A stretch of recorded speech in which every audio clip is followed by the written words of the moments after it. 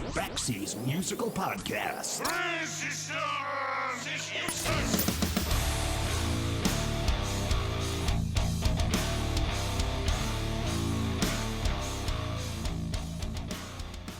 For better or for worse, when it comes to bands, we tend to focus on the lead singer, often forgetting all about the other guys in the bands whose contributions are every bit as important as anybody else's.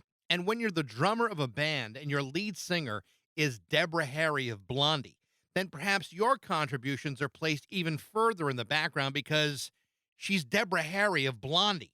However, when you're Clem Burke, the drummer for Blondie, you're not only cited for keeping the band together during turbulent times, but your playing was responsible for an astonishing rhythmic diversity for that band, whether it be punk, pop, dance music, or early hip-hop. Clem Burke is a guy that deserves a ton of credit for his passion and his diverse talents. That's why he's one of the most sought-after drummers in the world. He's played with the Ramones, Iggy Pop, Bob Dylan, Pete Townsend, the Eurythmics, the Romantics. And in 2014, he, along with Elliot Easton of the Cars and Wally Palmer of the Romantics, released an album as Empty Hearts. Their follow-up album is being released this month, and it's very, very good. But of course, he's most known for playing with Blondie, who sold over 42 million records. He's not only a drumming legend, he's also a member of the Rock and Roll Hall of Fame. This is my conversation with drummer Clem Burke on Backseas Musical Podcast.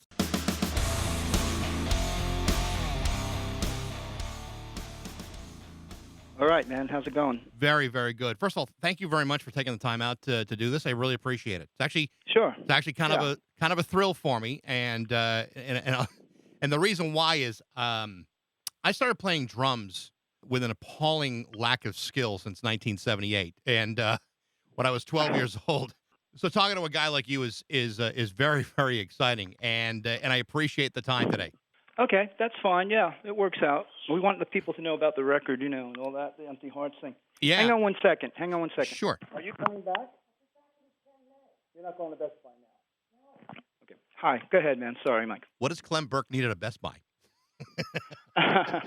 Actually, we had the Geek Squad here doing a couple of things. Gotcha. Well, Yeah. Anyway, I since COVID started, I haven't played my drums at all, and part of that is, and I don't know how it is with you. All my neighbors are home, so I feel like those people may have suffered enough.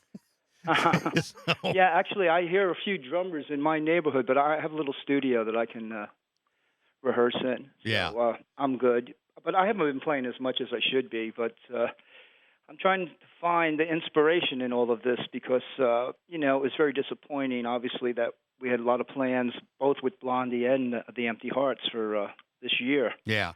I find that too. It's like, you're looking for things to do and maybe things that you are the most passionate about. You just feel like, maybe I'm not so ready to start doing that. Yeah, I'm working on a memoir. It's kind of a cliche. It seems like everyone's doing one, but I've been working on one for quite some time and having a hard time finding inspiration to write about the past right now as well. Yeah. Because so-called good old days, Absolutely. You want to talk about memoirs? I just interviewed Chris Franz from the Talking Heads not that long ago, and his book was terrific. And I also interviewed Kenny Aronoff, who's played with virtually everybody. And so now that I'm talking to you, I'm going to probably end this call and pretend I'm you for at least the next 4 to 5 days, if that's okay. If I got your permission.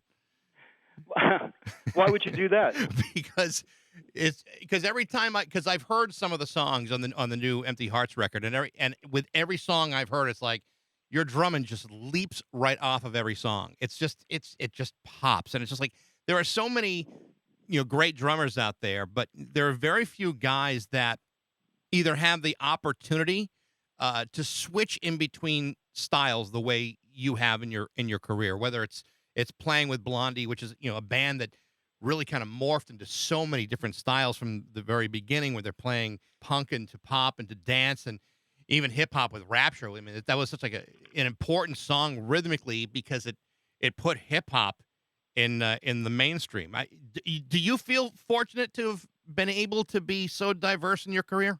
Well, I had the opportunity to work with a lot of talented people too, so that's a big help, and just being in a band, the give and take, you have to have an open mind, exchanging of ideas, and so I think I was always my thoughts are always kind of predicated on that. Let's see what my partners, my band members are going to come up with, and then see what I can do with it. And we always, with Blondie, we always kind of pretty much had free reign on what we were doing. We never really had. I mean, we would get comments. I mean, typically with the Rapture and with that album, Auto American, when we presented it to the record company, they basically said there was no hits on it, and it had 2 number ones on it. So. I was going to say, who knows? it's But got nothing but you got to hits. keep an open mind when you're collaborating, with other people. Especially with drums. You need other people. You're not just going to play a drum solo 24/7.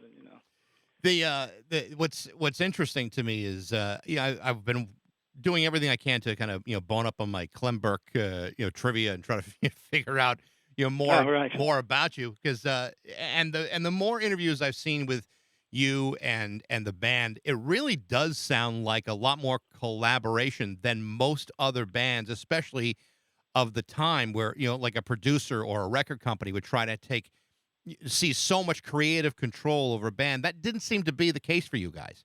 No, I think people respected our creative vision. And we were, lucky enough to work with a few really good producers as well.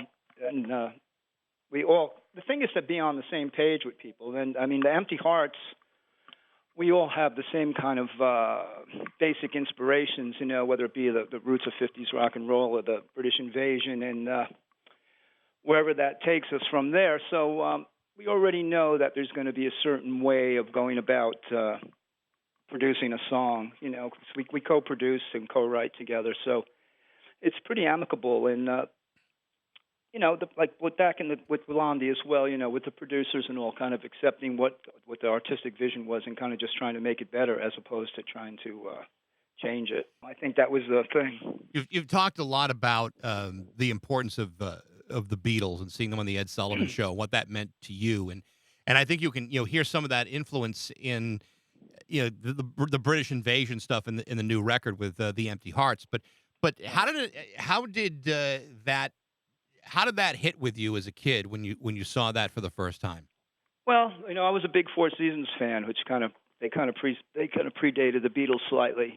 Then I like the Four Seasons records. I like the drummer on there. I can't remember who the drummer is, unfortunately, but I've been trying to research it. But the Beatles were quite different. They were kind of more rock and roll. And, the Beatles introduced me to a lot of artists from the 50s that I wasn't particularly aware of, whether Little Richard or Buddy Holly and people like that, because I was a little young for that first time around. I've said it many times with my British friends, my English friends and all that, to them, the Beatles were more like the Boys Next Door. They were kind of like playing a form of British folk music almost, the colloquialisms that they use, and just the slang and et cetera. So it all seemed very exotic, I think, to us in the States. And so the impact was significant in a different way, I think, than it was to people in the UK who basically related to them, as I said, just like, hey, here's the guys from down the street, they have a band, and, But to us in the States, they just seem so, from another planet. So when you hear the Beatles, what makes you say, I want to be Ringo, I want to be the guy on the drums? Well, the Beatles were, they were like four rock and roll stars. I think they all stood out. So I think I more or less wanted to appreciate the fact that I wanted to be in a band like the Beatles, let's say. And, the drumming was something that I was doing in school, in grammar school. I was in the orchestra,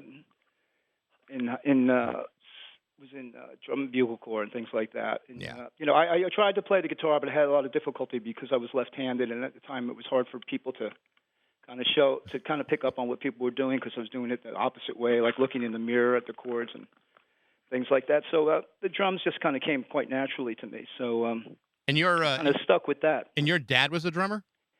My dad was a drummer, yeah. He wasn't a professional drummer. He had a band with his family, with his brothers and his father and that. Go ahead. So when you tell your parents, I want to play drums, were they all for it, or were they going, oh, God, we got another one? Oh, my parents were real supportive of whatever I wanted to do, really. And, my mom played the piano and sang. I'd go to school, listen to the top 40, at breakfast and all that kind of stuff. Very similar background to most people my generation, top 40 music was so eclectic, which we always talked about in Blondie, how, you had Frank Sinatra next to the Rolling Stones, next to the Supremes, whatever, all Right. being played on the same station, and how it can absorb that sound and assimilate the various influences, whether it be Motown or cabaret music, whatever you want to call it. It was all out there at the time. It was a good time for music in the '60s in general. When when the 70s come around, and I know, in New York, there was a lot of transition going on, artistically and then musically, where you have this small artistic community kind of informing where music is going to go, whether it's the Velvet Underground or the New York Dolls. Right. Were you into those bands at the time, or were you still kind of focused on 60s pop? Oh no, really, the touchstone for me is Bowie. He connected all the dots. He was going all the way back to Buddy Holly and Elvis Presley, to British Invasion, Yardbirds, up until modernizing it all and being influenced by the Velvet Underground and Iggy Pop and things like that. Pink Floyd, early Pink Floyd. So Bowie was really a major life changer for me, because I was into the New York Dolls, and the Velvet Underground were a little bit before my time, but I came to know the Velvet Underground more through David Bowie and things like that. But they were a big influence, and the girl group thing I was always into, Shangri-Las and the Ronettes, the Phil Spector Wall of Sound. So, I think my playing, kind of reflects a lot of those influences, which maybe makes me, at the time, made me a little different type of drummer compared to somebody that maybe was trying to emulate John Bonham, for instance. Right. I was kind of like trying to emulate Hal Blaine and Earl Palmer, and of course there was the Keith Moon thing, and right. But I was always wanted to play for the song. But I saw David Bowie his first appearance in New York at Carnegie Hall in '73, and I saw the tours after that, Latin Sane tours. Bowie, major influence, and he was always changing. He had a lot of different genres of music that he played, and we'd always kind of made that comparison with Blondie, and as well as when you think about it, the Beatles and the Rolling Stones.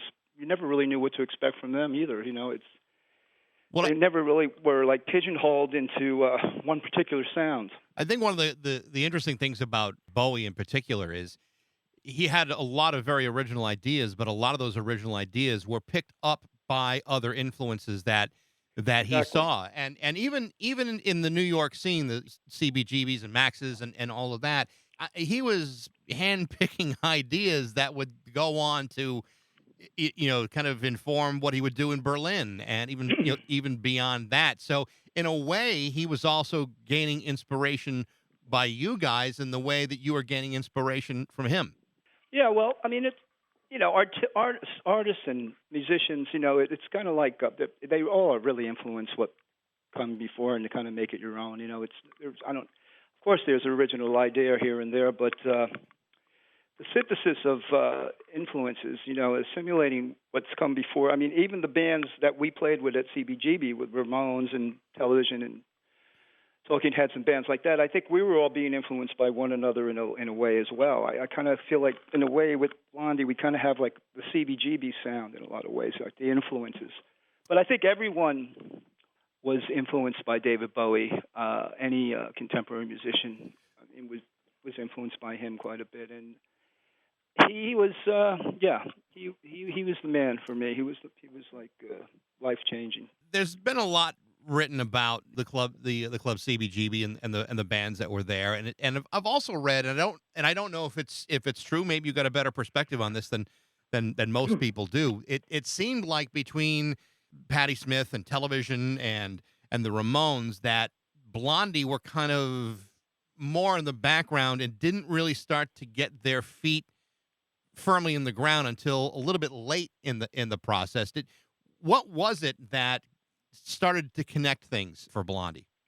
Well, I think when I met up with my band members, I think it was a big change for them, and I think my work ethic and things like that. But we were one of the first bands to play at CBGB, but the type of music that we were playing was not particularly seen as being, let's say, alternative or not wasn't dark enough, and the fact that we had, a woman as a lead singer, Debbie, fronting the band made it a little different. It was almost like she and Patti Smith were like polar opposites of one another. Patti was much more androgynous, and Debbie was much more, glamorous, more feminine, although she had an androgynous quality to her as well. And, we were playing pop music. We weren't really, and we were feeling our way. And, the whole CBGB experience, I've said many times, was like a workshop. You could feel free to do whatever you wanted to do there. It didn't have to be perfect. And that's what we would do. We would try out songs. We played there all the time. And, the Ramones were, we're actually the third band to sign a record deal out of that club. It was Patti Smith, the Ramones, and Blondie, actually.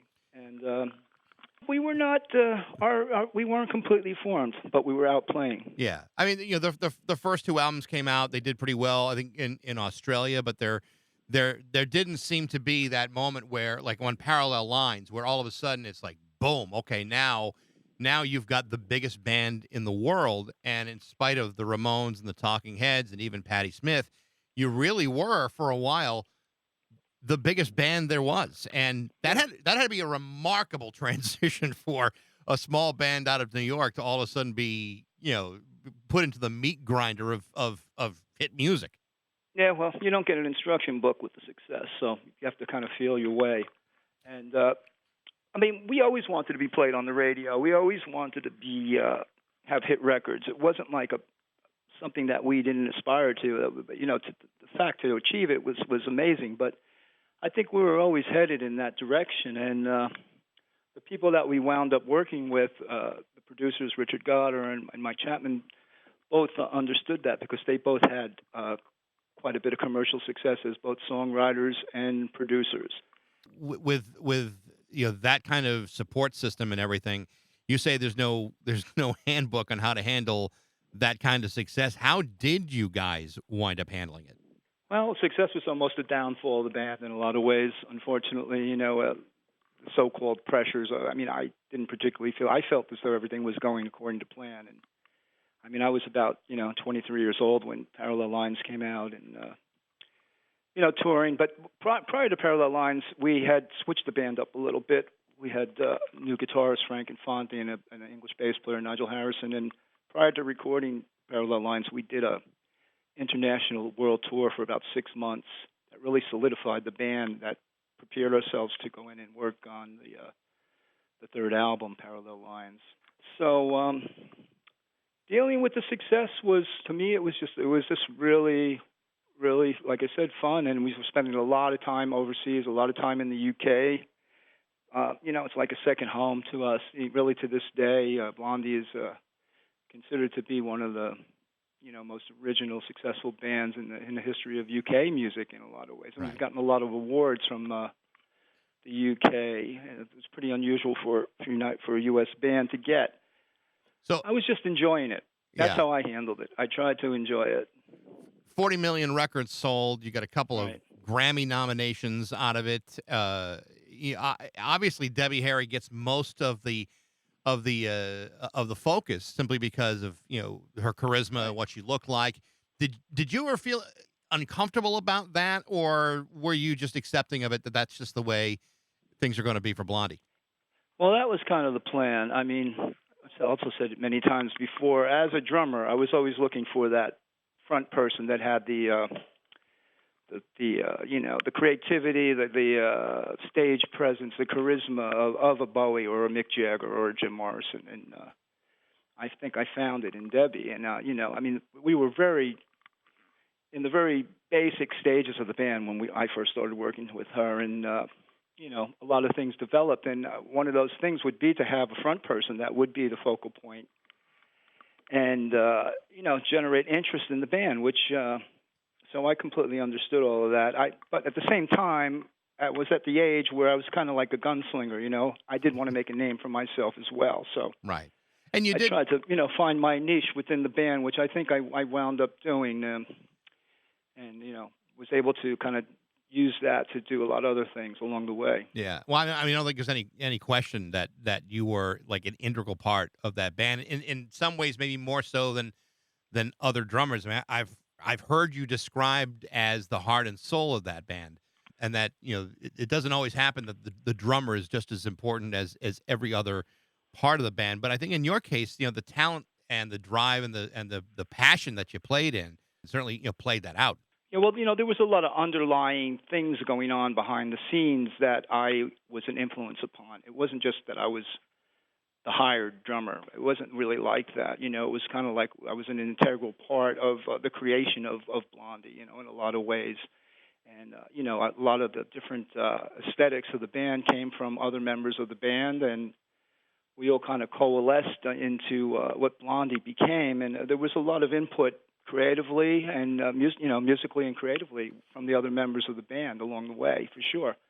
And, yeah, there's no denying Debbie's charisma, her star power. I mean, it's just she's brilliant. I mean, Yeah. She's a great songwriter, great singer, and it's interesting to look back on all of it now. I mean, the band still exists. We were just about to go on tour, and we were going to record an album, which is still in process. But we had a bunch of touring scheduled for the summer and the fall. And in fact, the Empty Hearts thing was going to kind of line up right when Blondie finished a leg. I was going to go right into the Empty Hearts tour and then back to a Blondie tour. So, but now that's kind of all on hold. But no, I mean, like I said, from the style of the band to the arrangements, I mean, we all contributed. I mean, that's kind of what enabled us to be a band and continue for as long as we did. It wasn't really a dictatorship or any kind of thing like that.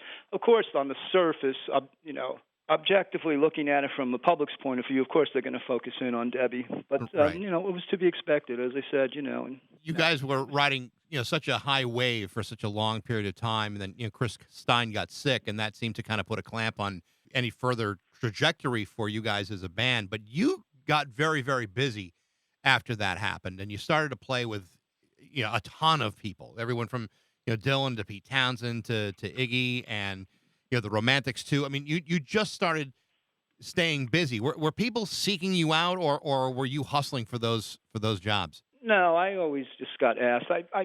The one that you left out was the Eurythmics, which I was friends with the two of them. I became friends with them around 1980, and I did the Eurythmics' first album in Germany. The one that didn't sell, called In the Garden, produced by a German producer, Connie Plank, who produced Devo and Kraftwerk.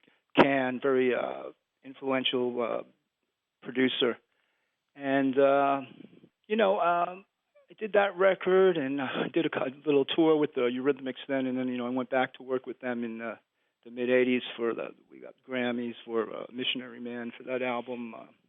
No, I mean, the phone would ring, or just by going out and meeting people, and I did a tour and a record with Iggy, and no, I wasn't really. I wouldn't say I was hustling. I was just kind of like riding the crest, Right. riding the wave, and just kind of continuing being a musician and a working artist, and that's really all I ever really wanted to do. So I just continued doing it. The Romantics, that was great working with them. I played with them for quite some time, and that's how Wally Palmer and I became friends. And of course, Wally's the lead singer in the Empty Hearts now. Right. And the Romantics were a real road band. I mean, I think I visited every state in the U.S. with them. And which is kind of like the journeyman musicians, and they were just out there working, and it was a lot of fun working with the Romantics because they would constantly be touring. Kind of like the sort of business plan of.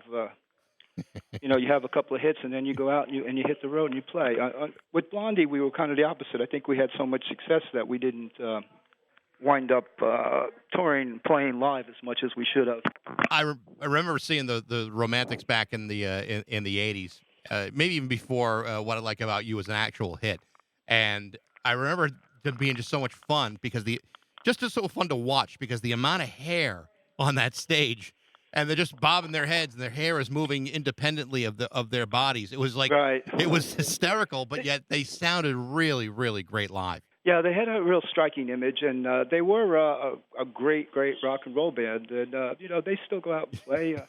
That's one of the things with the Empty Hearts. We were always kind of working around other people's schedules in a way, and as I keep saying, we carved out a whole bunch of time for this year for the Empty Hearts. Right. And, ironically, that's not going to happen now. But no, the Romantics were great. That they are great. They're a great rock and roll band. A couple of other things I want to ask you about. I know for a brief period of time you had joined the Ramones as Elvis Ramone, and I've heard you talk about how it wasn't maybe the best experience, or maybe you got there at the wrong time for the band. What was that like? It sounded like it was just a horribly dysfunctional relationship. Yeah, well, that was about the third or fourth time they asked me to join.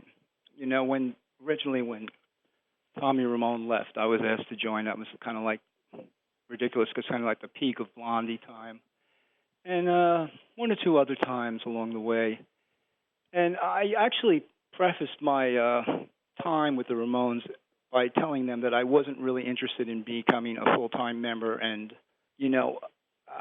I would be a substitute, basically. And then kind of things got kind of switched around, where I supposedly was not up for the job, and it was very dysfunctional. I was friends with Joe. I was friends with all of them, but basically more friendly with Joey than the others. And, the thing is, they didn't want to rehearse. Like, particularly Johnny Ramone didn't want to rehearse. He just wanted the whole thing to become automatic, and that's not really how I work. Yeah. So it was kind of trial by fire as far as my performances with them. There's a couple things out there on the internet. Sounds fine to me, but I really didn't want to be pigeonholed into that. That was the downfall of the Ramones. They never really kind of evolved. The Ramones are bigger than ever now. They're the punk rock Beatles. Right. They're the most influential band, the second most influential band of all time, almost, other than the Beatles. And it wasn't just not a fun time. They looked at it more like, it was that push and pull between Johnny and Joey. Joey was more the artist, more creative, and Johnny, it's almost he could have had like a sledgehammer in his hand as opposed to a guitar or a jackhammer or something. It was a job. He was brilliant at what he did, but that's what it was, a job to him. It was a strange situation. We talked about collaborating with Joey more on writing and things like that, but I think actually in the end what happened was their second drummer, Mark, returned after he had some well-documented alcohol problems, and I think that was the best thing. Mark's a great guy, and he's the man for the job. But, it's interesting because, I came up with the name Elvis Ramone. It's amazing as I travel around the world how many people, recognize me as Elvis Ramone, and even though I was with them for a very, very brief time. But, it was an honor to be involved with the Ramones. They were a brilliant band, but it was very dysfunctional. It wasn't a very happy situation. You also got a chance a while back, and even for a number of years, had a chance to play with Walter Lure, who died last weekend from cancer. Yeah, that's unfortunate. Very saddened by Walter's passing. Yeah, the last remaining member of the Heartbreakers. Tell me a little bit about Walter. Well, Walter was a really, he was kind. He was very well spoken, and he was. It's been told he worked on Wall Street. His book just came out. I was talking to him about how much I enjoyed his book maybe just several months ago. He has a book called To Hell and Back his kind of memoir. And, there's a lot of interesting things in the book about Walter that he kind of let people in on. And, he was a really good guitar player. And also, back in the early days, he was in a band called the Demons that we used to play with Blondie on the same bill, and we used to loan Chris his guitar when we didn't have a guitar, and he was just a really, a great guy. When the whole punk rock thing, he was involved with some interesting people with Johnny Thunders and Jerry Nolan, and Johnny Thunders was one of my favorite artists. Yeah, I've always thought that Heartbreakers record is what the Rolling Stones would sound like if they had a crippling drug problem. It's interesting that with Johnny Ramone, who was hypercritical of all bands at CBGB's, always said how great the Heartbreakers were. Yeah, no, they absolutely were. I think what you were mentioning is, I did a couple of tours that we called LAMF, named after the album, the Heartbreakers album, LAMF, and we did club tour. First one a couple of years ago with Wayne Kramer from the MC5 and Tommy Stinson from the Replacements, Walter and myself. And we did the Heartbreakers album and a few other songs. And it was organized by a guy called Jesse Mallon, who's a really good singer or songwriter who has a bunch of records out now. And then I think about a year and a half ago, we did it again, but this time we did it with Mike Ness from Social D and my friend Glenn Matlock from the Sex Pistols and Walter and myself. That was really, really great. I mean, that was we kind of worked on it, and Mike and Glenn are both really, really great at what they do. So, yeah, so I spent some time. I mean, I knew Walter for, over 40 years, Well, I saw a video of that last incarnation they talked about with Matlock, and it's like, Jesus, it sounded so damn good on that video. Yeah, it was great. Yeah, it really. By the time we did the last gig, we had it completely together in San Francisco, and it was good. And we talked about doing more, and just kind of slipped away as things do. So and now, in hindsight, it was really great that I got the opportunity to do that and work with Walter Lohr and the others on that. The Empty Hearts album that is out. The album, this is, oddly enough, is called the second album. You did an album a few years ago. I'm not gonna. I suppose I could do what everyone else has done. What's the inspiration behind the title of the album? Right, exactly. We're pretty much cut and dry with our kind of presentation in a lot of ways. I mean, we're like a traditional rock and roll band. We don't really try to have too many pretensions. And actually, there's the second album in the U.S., although it was really a third album of the Beatles. It's called The Beatles, the second album. So right.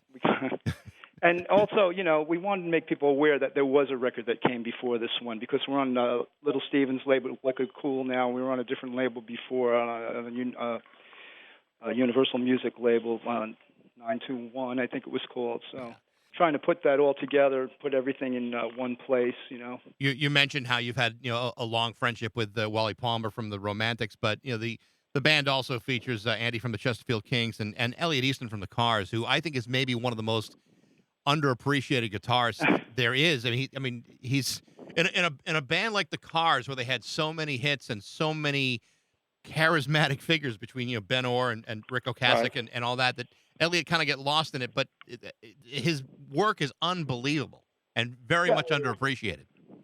Well, it's interesting because I'm kind of like, don't get me wrong, I'm kind of like the drummer equivalent of Elliot in a lot of ways as far as the so-called unappreciatedness,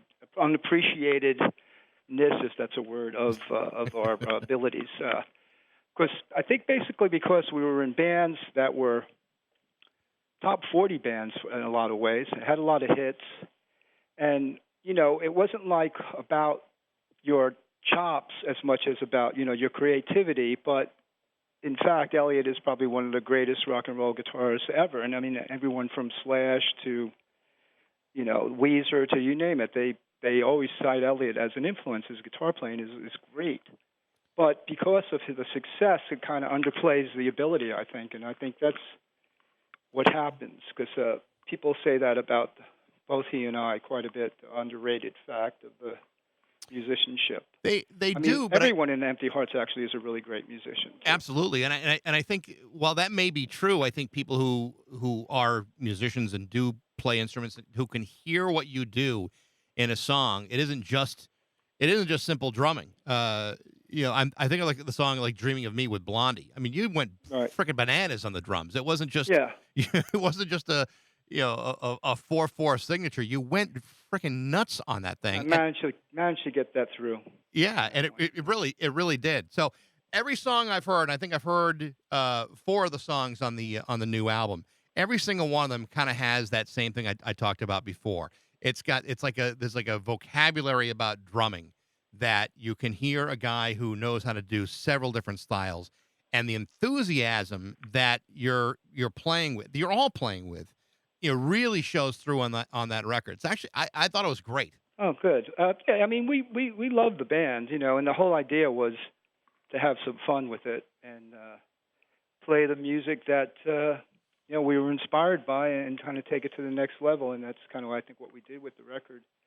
And Elliot does some great guitar work on the record, and Wally, we've all come up with really good parts and great lyrics, and it's really kind of. I think you haven't heard the whole album, but I think the album plays out as truly as an album from beginning to end, where you can listen to it from the first song to the last song instead of shuffling around. And that was our intent, to kind of make it a full musical experience. So we would like as many people as possible to know about the record and hear the record. So it's great that you're taking the time to let me tell people about it. Oh no, absolutely. Listen, it's a great record, and like I said, I'm a big fan of Wally and a fan of Elliot too, and certainly a fan of yours. So yeah, that's the last thing I'm going to not let you do is promote a record that you got. You talked about the plans for a tour, and obviously that was derailed a little bit by COVID. Were you planning on going out alone, or were you supporting somebody else, or who were you planning on going out with? Well, I think we were going to originally start off with a club tour where we could, play clubs. We were going to debut the album on Friday at the Whiskey A Go-Go in Los Angeles, and then we had gigs booked around the country in clubs, Right. And it would have been good to go out on a support at some point, but I think we were trying to get to the point where we could build the band up and build up our notoriety a bit more. For the live performances, and then hopefully, continue into next year with more gigs. That was really the plan, was to kind of just really get into a van and go out and play. Well, hopefully we'll get back to that, and we can start seeing some live shows again, because I think people are desperate for that to happen. Oh yeah. People. It's going to be very interesting to see when this is all worked out, how people are going to relate to live performance again, and be able to go out and experience. Live music. Well, the name of the album is called The Second Album by the Empty Hearts, featuring Elliot Easton, Wally Palmer, Andy Babuik, and of course you, Clem Burke, and best Andy Babuik. Babuik, boy. Yeah. See, that's why I changed my last name. It's much easier, Clem Burke. Well, I appreciate the new pronunciation, because I would have butchered that for months. So thank you. Yeah. All right, Mike. Clem, thank you so much. It's a real pleasure to talk to you, and I wish you all the best. All right, thanks. And I just want to say, everyone out there, be safe and take care of each other, and hopefully better things to come. Awesome. All right, take care, everyone. Thank you, Clem. Bye-bye. Bye. Again, the new album from the Empty Hearts, the second album, is now on sale. You can email me at bags@rock102.com. Check us out on Facebook, Instagram, and Spotify. Also listen to Bagsy's Musical Fun Bags Sunday nights, 9 o'clock Eastern Time at rock102.com. Thanks for listening. We'll see you next time on Bagsy's Musical Podcast.